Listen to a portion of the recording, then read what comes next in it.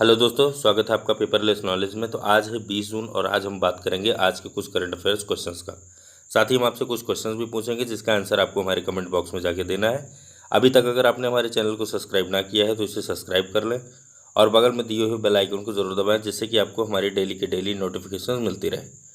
और आप वहीं हमारे टेलीग्राम ग्रुप से भी जुड़ सकते हैं। तो टेलीग्राम ग्रुप का हमने लिंक अपने डिस्क्रिप्शन बॉक्स में शेयर कर दिया है, आप वहाँ पे जाके हमारी डेली की PDF डाउनलोड कर सकते हैं। तो चलिए बात करते हैं आज के क्वेश्चंस की।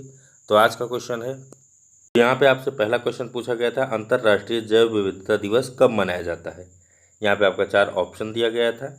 इनमें से जो आपका सही आंसर है वो है ऑप्शन ए, 22 मई। अपने आंसर से इसको मिला लीजिए। वहीं दूसरा क्वेश्चन आपसे पूछा गया था, किस भारतीय राज्य में फैनी शराब को बनाया जाता है। यहाँ पे आपका 4 ऑप्शन दिया गया था। यहाँ पे जो आपका सही आंसर है वो है ऑप्शन सी, गोवा। ठीक, तो ये भी क्वेश्चन आप अपने आंसर से मिला लीजिए। चलिए बात करते हैं पहले क्वेश्चन का।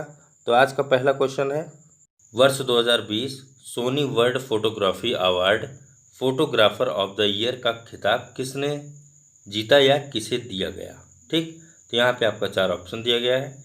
इनमें जो आपका सही आंसर है वो है ऑप्शन डी, पाब्लो अल्बरेंगा। ठीक, पाब्लो अल्बरेंगा जो कि उरुग्वे के रहने वाले हैं, उरुग्वे देश के हैं।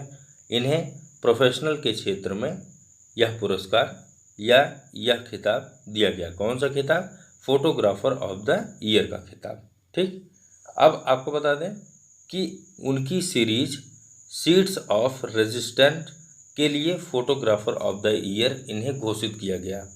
ठीक, और इस फोटोग्राफी प्रतियोगिता में दुनिया के 203 देशों में इसे दिया जाता है, जिनमें 203 देशों और राज्यों ने हिस्सा लिया है।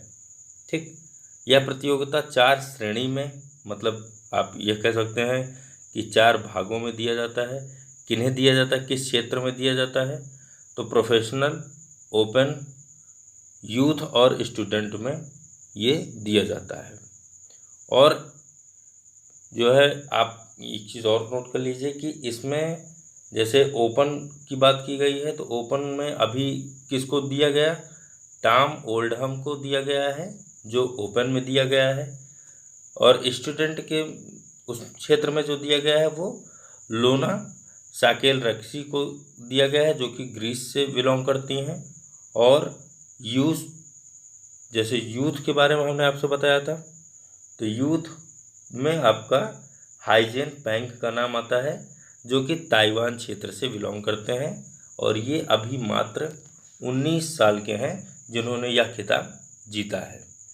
चलिए एक चीज़ और नोट कर लीजिए कि इस बार इस प्रतियोगिता में दुनिया भर से 3,45,000 तस्वीरें आई थी। कितनी? 3,45,000 तस्वीरें आई थी। नेक्स्ट क्वेश्चन पे चलने के पहले हम आपको बता दें कि यहाँ पे आप अगर हमारा चैनल अभी सब्सक्राइब ना किए हैं तो उसे सब्सक्राइब कर लीजिए, जिससे आपको डेली की डेली नोटिफिकेशन मिलती रहे। और आप हमारे टेलीग्राम ग्रुप से भी जुड़ सकते हैं। टेलीग्राम पे जो भी हम यहाँ पे क्वेश्चंस दे रहे हैं वो आप वहाँ पे जाके सारे PDFs डाउनलोड कर सकते हैं। ठीक, तो चलिए नेक्स्ट क्वेश्चन पे चलते हैं। नेक्स्ट क्वेश्चन है हमारा, वर्ष 2021 में चौथे एशियाई युवा पैरा खेलों की मेज़बानी कौन सा देश करेगा। यहाँ पे आपका 4 ऑप्शन दिया गया है। इनमें से जो आपका सही आंसर है वो है ऑप्शन ए, बहरीन। बहरीन द्वारा एशियाई युवा पैरा खेलों की मेज़बानी की जाएगी। और यहाँ पे एक चीज़ आप नोट कर लीजिए कि बहरीन यह पहली बार इस खेल की मेज़बानी कर रहा है। कौन सी बार? पहली बार। ठीक, और यह कब से कब की जाएगी?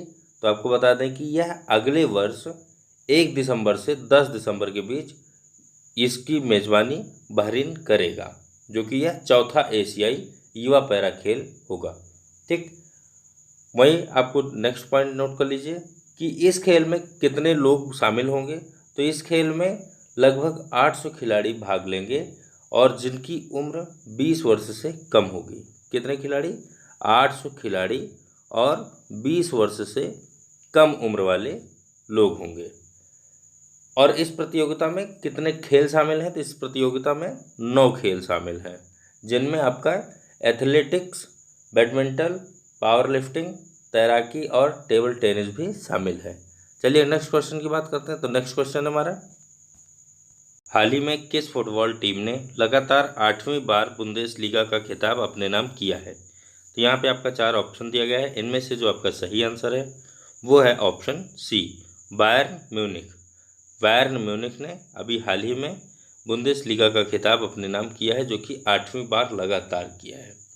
आपको बता दें कि बायर्न म्यूनिख ने रॉबर्ट लेवांडोस्की के गोल की मदद से वर्डर ब्रेमेन को 1-0 से हराकर लगातार 8वीं बार बुंदेसलीगा का खिताब जीता।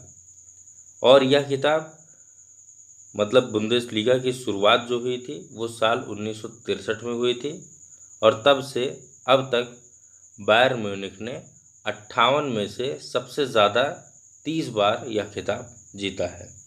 ठीक, तो चलिए नेक्स्ट क्वेश्चन पे चलते हैं। नेक्स्ट क्वेश्चन हमारा, AIFF ने हाल ही में किस पूर्व कप्तान के नाम की सिफारिश देश के चौथे सर्वोच्च नागरिक पुरस्कार पद्मश्री के लिए की है? तो यहाँ पे आपका 4 ऑप्शन दिया गया है। इनमें आपका सही आंसर जो है वो है ऑप्शन ए, IM विजयन।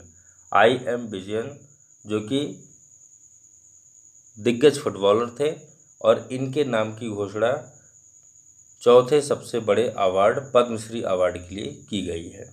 किसके द्वारा? AIFF के द्वारा, अखिल भारतीय फुटबॉल महासंघ के द्वारा। AIFF का पूरा नाम अखिल भारतीय फुटबॉल महासंघ है।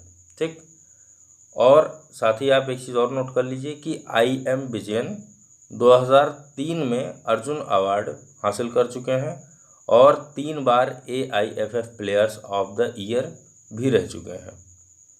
और इन्होंने 1992 से 2003 के बीच भारत के लिए 79 मैच खेले, जिनमें उन्होंने 40 गोल भी किए थे। तो चलिए नेक्स्ट क्वेश्चन पे चलते हैं। नेक्स्ट क्वेश्चन है हमारा, पंचायती राज मंत्रालय द्वारा DUPSP पुरस्कार किस राज्य या केंद्र शासित राज्य ने जीता? तो यहाँ पे आपका 4 ऑप्शन दिया गया है। इसमें से आपका जो सही आंसर है वो है ऑप्शन सी, जम्मू और कश्मीर ने। आपको बता दें कि जम्मू और कश्मीर के प्रशासन को ग्राम पंचायतों के सामाजिक आर्थिक विकास के लिए प्रतिष्ठित दीनदयाल उपाध्याय सशक्तिकरण पुरस्कार से सम्मानित किया गया है। यहाँ पे DUPSP की बात की गई है, तो DUPSP का पूरा नाम ही आपका दीनदयाल उपाध्याय सशक्तिकरण पुरस्कार है। ठीक, अब आपको बता दें कि यह पुरस्कार पंचायती राज मंत्रालय द्वारा राजौरी में स्थल और बड़काना और पुलवामा जिलों में मैच को दिया गया था।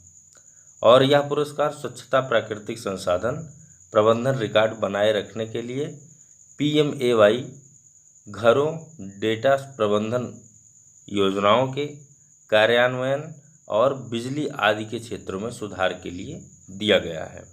चलिए नेक्स्ट क्वेश्चन की बात करते हैं। तो नेक्स्ट क्वेश्चन है हमारा, निम्न में से किस देश को हाल ही में 8वीं बार संयुक्त राष्ट्र सुरक्षा परिषद UNSC का अस्थायी सदस्य चुना गया है? तो यहाँ पे आपका 4 ऑप्शन दिया गया है। इनमें से जो सही आंसर है वो है आपका ऑप्शन सी, भारत। ठीक, तो भारत में अभी हाल ही में आयरलैंड, मैक्सिको और नॉर्वे के साथ संयुक्त राष्ट्र सुरक्षा परिषद के गैर अस्थायी सदस्य के रूप में 2021 और 2022 के लिए चुना गया है। और एक पॉइंट और है यहाँ पे कि प्रत्येक वर्ष महासभा 5 गैर अस्थायी सदस्यों का चुनाव करती है, और यह चुनाव में भारत ने 192 वैध वोटों में से 184 वोट हासिल करके यह चुनाव जीता है। इससे पहले भी भारत को 7 कार्यकाल के लिए परिषद के गैर अस्थायी सदस्य के रूप में चुना गया था। और यहाँ पे बात की गई है कि संयुक्त राष्ट्र सुरक्षा परिषद मतलब UNSC की, तो आपको बता दें कि यह सबसे शक्तिशाली और संयुक्त राष्ट्र के 6 प्रमुख अंगों में से एक है। और इसका जो प्रथम उद्देश्य है वो अंतर्राष्ट्रीय शांति और सुरक्षा का संरक्षण है। और इसमें 5 अस्थायी देश हैं जो भाग लेते हैं, जिनमें आपका चीन, फ्रांस, रूस, यूके और यूएस है, और 10 गैर अस्थायी सदस्य हैं। ठीक, 2 साल के लिए जो कि चुने जाते हैं।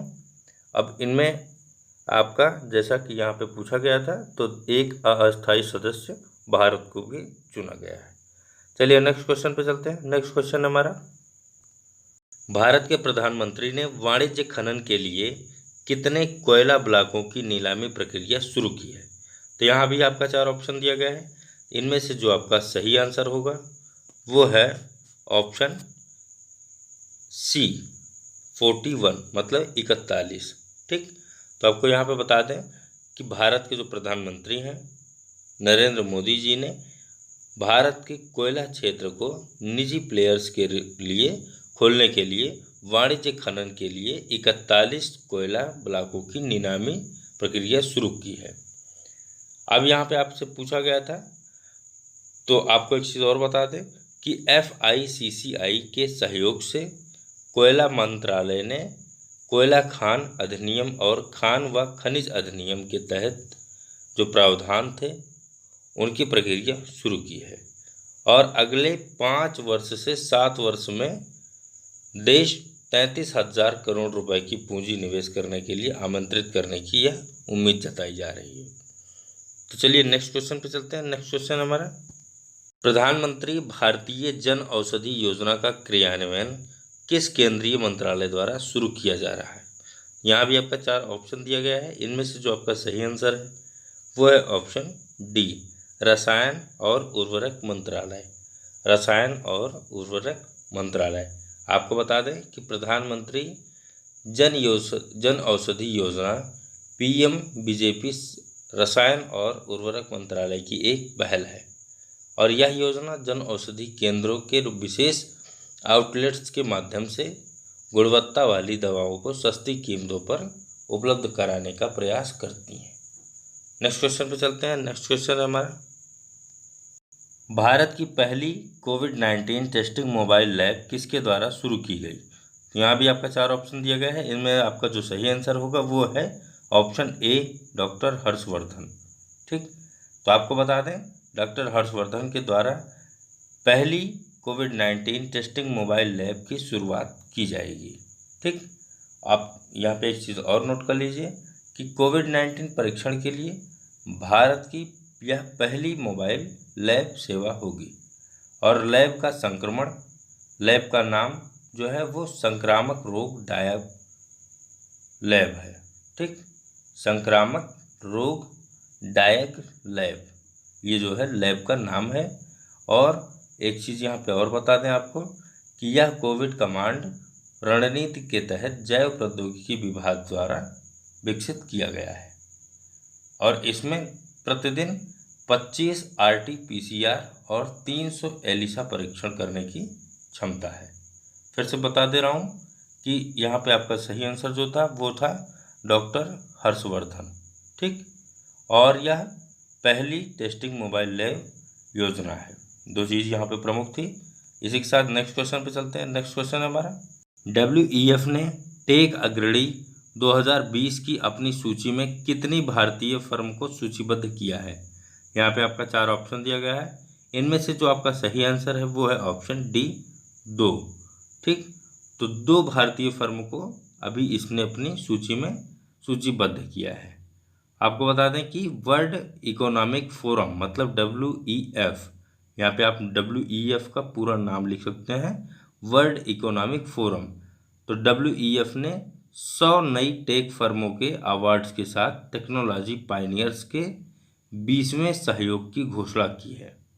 वहीं पहली बार 2000 में लॉन्च किया गया था। यह कब लॉन्च किया गया था? सन 2000 में यह पहली बार लॉन्च किया गया था, और दुनिया की विकास चरण अभिनव कंपनियों की शामिल किया गया था इसमें। ठीक, इनमें जो जितनी दुनिया की विकासशील चरण में कंपनियां थी उन्हें शामिल किया गया था, और इसमें 2 भारतीय फर्म जस्ट मनी और स्टेल ऐप शामिल है। ठीक, कौन कौन से?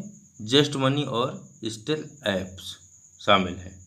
फर्म को 2 साल के लिए विश्व आर्थिक मंच कार्यशाला में भाग लेने के लिए आमंत्रित किया जाएगा। चलिए नेक्स्ट क्वेश्चन पे चलते हैं। नेक्स्ट क्वेश्चन है हमारा, तो अगले क्वेश्चन के रूप में हम आपको क्वेश्चन दे रहे हैं जिसमें 2 क्वेश्चन है। इसका आपको आंसर हमारे कमेंट बॉक्स में जाके ही देना है। तो पहला क्वेश्चन है, वर्तमान में सर्वोच्च न्यायालय के मुख्य CJI मतलब चीफ जस्टिस ऑफ इंडिया कौन है? 4 ऑप्शन यहाँ पे आपका दिया गया है। और वहीं दूसरा क्वेश्चन है, किस अनुच्छेद के तहत सर्वोच्च न्यायालय के मुख्य न्यायाधीश की नियुक्ति होती है? तो यहाँ भी आपका 4 ऑप्शन दिया गया है, इनमें आपके अनुच्छेद के नाम दिए गए हैं। तो इन दोनों क्वेश्चन का आंसर आप हमारे कमेंट बॉक्स में जाके लिख सकते हैं, टाइप कर सकते हैं। तो दोस्तों आज का वीडियो इतना ही, फिर मिलेंगे किसी और वीडियो के साथ। तो आपका धन्यवाद।